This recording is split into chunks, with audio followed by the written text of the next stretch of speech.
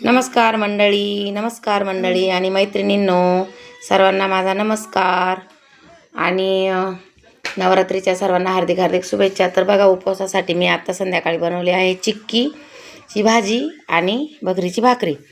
तर ही पूर्ण रेसिपी पाहण्यासाठी माझ्या फोटोच्या खाली त्रिकोण टच करून पूर्ण रेसिपी बघा। खूप छान लागते ही भाजी।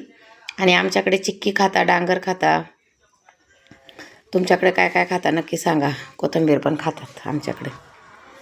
आणि पूर्ण रेसिपी पाहण्यासाठी ना तर त्रिकोण टच करा माझ्या फोटोच्या खाली, पूर्ण रेसिपी नक्की बघा।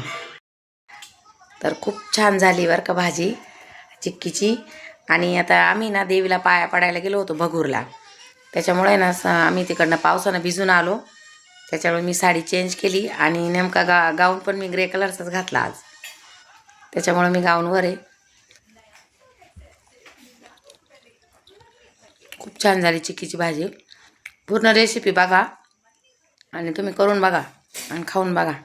आवडली तर रेसिपी लाईक करा, शेअर करा, कमेंट करा।